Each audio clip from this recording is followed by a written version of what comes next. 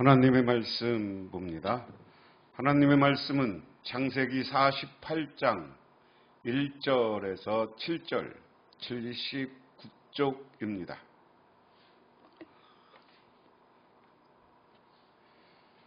야곱이 그 아들들을 불러 이르되 너희는 모이라. 너희가 후일에 당할 일을 내가 너희에게 이르리라. 너희는 모여 들으라. 야곱의 아들들아 너희 아버지 이스라엘에게 들을지어다. 누베나 너는 내 장자요 내 능력이요 내 기력의 시작이라. 의풍이 월등하고 권능이 탁월하다마는 물을 끓음 같은즉 너는 탁월하지 못하리니 내가 아버지의 침상에 올라 더럽혔음이로다. 그가 내 침상에 올랐었도다. 시므온과 레이는 형제요 그들의 칼은 폭력의 도구로다. 내후나 그들의 모의에 상관하지 말지어다. 내 영광아 그들의 집회에 참여하지 말지어다. 그들의 분노대로 사람을 죽이고 그들의 혈기대로 소의 발목 힘줄을 끊었음이로다. 그 노여움이 혹독하니 저주를 받을 것이요 분기가 맹렬하니 저주를 받을 것이라. 내가 그들을 야곱 중에서 나누며 이스라엘 중에서 흩으리로다. 아멘. 지난 시간에 야곱이 요셉이 데리고 온 두 아들 므낫세와 에브라임을 축복하는 내용이 있었습니다. 오늘 말씀은 그들을 축복해 주고 나서 그 아들들을 불러 모읍니다. 그래서 그 아들들을 불러 모아서 그들이 먼 미래에 그 후손들에게 일어날 일을 가르쳐 줍니다.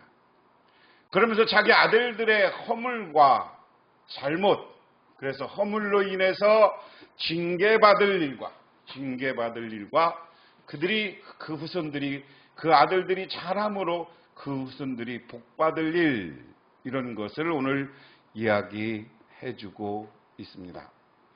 그래서 오늘 말씀을 보면 야곱이 아들들을 불러놓고 일렀다. 너희는 모여라. 너희가 뒷날에 겪은 일을 내가 너희에게 말하겠다. 야곱의 아들들아 너희는 모여들어라. 너희 아버지 이스라엘이 말하는 말에 귀를 기울여라. 오늘 조금 재미있는 표현이에요. 야곱이 아들들을 불러놓고 말하였다. 너희들은 모여라. 내가 뒷날 겪은 일을 내가 너희에게 말할 것이다. 그 다음에 오늘 2절은 야곱이 이제 1절은 아들들을 모으는 이야기, 아들들이 모으는 이야기는 여러 사람을 통해서 오라고 했었겠죠. 그리고 오라고 불러놓고 나서 너희들에게 뒷날에 겪을 일을 내가 말하여 주겠다. 그래서 반복합니다. 아들들아 너희는 뭐냐? 너희들 아버지 이스라엘이 하는 말에 귀를 기울여라. 오늘 재밌는 표현이에요. 야곱의 아들들아 너희 아버지 이스라엘이 하는 말. 오늘 이야기를 우리가 한번 반대급부에서 생각해 보면, 다른 입장에서 보면, 오늘 이 창세기를 제가 여러분한테 여러 번 말씀드렸어요. 기록하고 있는 시점이 어디냐? 창세기를 기록하고 있는 시점은 중간중간에 많이 기록된 이야기가 있습니다만은 나중에 최종 편집한 것은 저 바벨론 포로로 가서 자기의 민족성을 살리기 위해서 기록한 것이다 그랬습니다. 그런데 야곱이라는 이름을 계속 쓰고 있다가 갑자기 이스라엘아 그래요.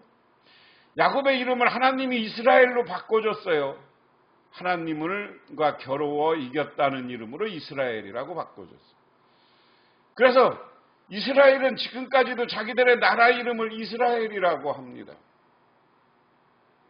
지금 현대 이 야곱의 후손들이 이루고 있는 나라가 이스라엘이에요. 그래서 오늘 이야기는 이스라엘하고 바꾼 것은 이스라엘 민족의 12아들들에게 주는 내용, 그 복이 지금도 이어지고 나중에 그러한 복을 받을 것을 다시 반복해서 기록하고 있는 것을 보여줍니다. 그러면서 루벤에 대한 예언 그랬습니다. 루벤아, 너는 나의 맏아들이요, 나의 힘, 나의 정력의 첫 열매다. 그 영예가 드높고 힘이 드세다.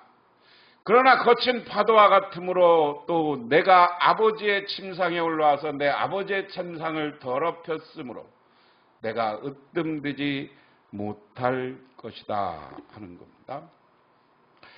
3절은 누벤에 대한 언급입니다. 그에 대해서는 장자, 능력, 기력, 위풍, 권능과 같은 긍정적인 표현이 먼저 나옵니다. 처음 새 용어는 야곱과 관련된 것으로 내 장자, 내 능력, 내 기력, 야곱의 기쁨이 되었던 원인들을 설명합니다. 그 다음에 루벤에 대한 표현은 탁월하다라는 표현이 이에 기록되어 있습니다. 너는 드세다, 탁월하다. 너는 거친 파도와 같다. 이렇게 또 이야기합니다. 범람한 물과 같다. 세번역에는 물의 끓음 같은 주.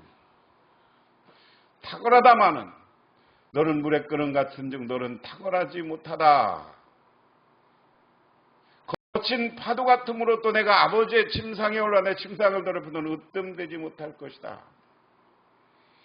루벤을 오늘 막 칭찬하고 그가 첫 아들로서 장자로서 야곱에게 기쁨된 것을 이야기해요. 이것은 루벤이 받을 여러 가지 복, 네가 큰아들로서 여러 가지 하나님이 주는 축복 내용이고요. 그렇지만 네가 장자지만 장자의 지분을 갖지 못할 것이다. 그것은 내 침상을 더럽혔음이라. 그가 내 침상에 올랐었도다. 루벤에게 부정적인로 표현한 것은 루벤의 장점이 그에게 부정적으로 작용하고 있음을 보여줍니다. 그러한 이유는 루벤이 야곱의 침상에 올랐기 때문입니다. 이것은 비라와 통간한 사건을 연상시킵니다. 이스라엘 민족이 출애굽하여 가나안 땅에 정착한 후 르우벤에 대한 예언이 실현되는 것처럼 묘사됩니다. 이스라엘 지파가 가나안 땅에서 정착하여 살아가는 과정에서 르우벤은 장자로서 어떤 역할도 하지 못했을 뿐만 아니라 그의 지파에서는 위대한 인물이 거의 나오지 못했습니다. 게다가 모세 예언에서 르우벤 지파는 소멸되어 가고 있는 것을 확인할 수 있다. 신명기 33장 6절에. 그래서 르우벤이 네가 장자로서의 나의 기쁨이지만 네가 나중에 비라와 하고 아버지의 침상을 더럽히는 죄를 질 것이고 그 죄 때문에 너는 복을 받지 못할 것이다 하는 겁니다. 우리가 오늘 말씀에서 분명한 건 우리가 하나님 앞에서 죄를 지면 하나님은 반드시 그에 대한 징계가 있다는 것을 보여주고 있습니다. 그 다음에 시므온과 레위에 대한 이야기예요. 시므온과 레위는 단짝 형제다. 그들이 휘두르는 칼은 난폭한 무기다. 나는 그들의 비밀 회담에 들어가지 않으며 그들의 회의에 끼어들지 않을 것이다. 그들은 화가 난다고 사람을 죽이고 장난삼아 소의 발목에 힘줄을 끊었다. 그의 노여움이 혹독하고 분노가 맹렬하니 저주를 받을 것이다. 그들은 야곱의 자손 사이에 분산시키고 이스라엘 백성 사이에 흩어버릴 것이다. 야곱은 나위와 시므온에 대해서 예언합니다. 독특하게도 두 지파는 개별적으로 나오지 않고 함께 언급됩니다. 개역개정에서는 그들의 칼로 번역하는데 이 상당히 모호한 이야기입니다. 그런데 오늘 새 번역에서는 난폭한 무기다 그렇게 이야기를 합니다. 그리고 잔인무도한 무기를 가지고 용사와 같은 삶을 살 것이다. 그런데 6절에 모의의 단어라를 시작합니다. 이것은 회의, 비밀 회의를 의미하기도 하지만 여기서는 부정적인 의미를 나옵니다. 레위와 함께 칼을 가지고 세겜족에 행한 폭력을 보여주는 주어 독자들에게 배경 이미지를 제공합니다. 당시 야곱은 크게 화를 냈으며 창세기 49장 역시 그의 행위를 부정적으로 묘사합니다. 또한 소의 발목에 힘줄을 끊음으로써 가축들을 힘을 못사게 만들었다는 이야기도 합니다. 시므온과 레위에게는 노여움과 저주 그리고 분노가 끊어지지 않을 것이다. 게다가 그들은 이스라엘 중에서 흩어지게 될 것이다. 가나안에 입성하여 시므온과 유다 지파내에서 영토를 할당받지만 시므온이라는 명칭은 사사기 1장 17절 이후에 신명기 역사서에서 등장하지 않습니다. 놀라운 점은 저자가 레위 지파가 영토를 할당받지 못한 것을 부정적으로 묘사한다는 사실입니다. 르우벤과 마찬가지로 시므온과 레위의 행위는 후손에게 영향을 끼친다. 시므온 지파도 나중에 사라지고요. 레위 지파는 땅을 받지 못하고 물론 성전에서 일하는 사람으로 각 지파에 흩어져 있다. 그것을 오늘 상징적으로 이야기하고 있다 하는 겁니다. 요셉과 단둘의 대화가 끝났다. 야곱은 자신의 모든 아들들을 불러 모읍니다. 그는 후일에 자신의 아들들에게 있을 일을 말합니다. 먼저 누벤, 시므온, 레위에 관한 언급이 나옵니다. 이들은 레아의 소생이며 야곱의 아들들 중에 큰 자들입니다. 하지만 야곱은 이들에 대해서 긍정적으로 말하지 않습니다.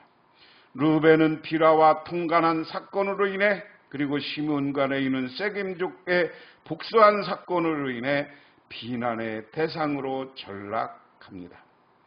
그래서 축복과 징계라는 측면에서 보면 징계를 받습니다. 르우벤에게는 적지 않은 장점이 있었습니다. 야곱이 그를 수식한 단어에는 장자, 능력, 기력, 의풍, 권능입니다. 그는 성서에서 이러한 장점이 기록된 첫 인물입니다. 탁월한 장점이 있음에도 불구하고 그는 무법한 행위로 인해 비판을 받습니다. 능력에 걸맞는 삶을 살지 못했기 때문인 듯합니다.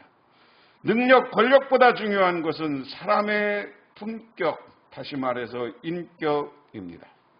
아무리 뛰어난 능력을 가졌자라고 할지라도 위법한 행위는 용납되지 않습니다. 하나님은 인간의 불법을 덮기 위해 은혜를 주시는 것이 아니라 창세기 저자는 선조의 행위가 후손에게 강력한 영향을 끼친다는 것을 보여줍니다.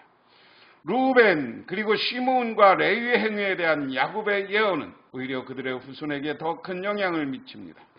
창세기 이야기에는 오늘 나의 행위와 결정이 나에게만 아니라 후손에게 지대한 영향을 끼침을 알려주고 있습니다. 하나님은 무한한 축복만 하는 게 아니라 때로는 우리의 잘못된 행위, 무법한 행위 이것을 가지고 축복할 때는 축복, 잘했을 때는 축복, 잘못했을 때는 징계가 있다 하는 겁니다. 그러므로 이 축복과 징계는 나한테만 머무르는 것이 아니라 자손들에게 이어진다는 사실을 깨달으시기를 바랍니다. 그래서 과거에 어느 책에 어느 목사님이 흐르는 저주를 끊어라 하는 게 있습니다. 우리는 이러한 저주를 끊기 위해서 여러분 자신이 하나님 앞에 바로 서시기를 바랍니다. 하나님 앞에 칭찬받는 자리에 서시기를 바랍니다. 여러분의 신앙이, 여러분의 하루의 삶이 하나님께 인정받고 복을 자손들에게 이어주시기를 주님의 이름으로 축원합니다. 기도하겠습니다. 하나님 아버지 고맙습니다. 오늘도 저희들 주님께 나와 기도하며 간구합니다. 하나님은 우리들 무한정 축복하는 것이 아니라 때로는 저주도 하고 징계도 하고 우리가 잘했을 때는 그것으로 인해 축복받는데 그 자손들을 축복받게 합니다. 우리들 먼저 하나님을 믿고 하나님 앞에 경배하며 신앙생활하고 오늘도 말씀을 통해 은혜 받사오니 우리는 저주의 조상이 아니라 축복의 조상이 되게 하옵소서. 예수님 이름 받들어 기도드리옵나이다. 아멘.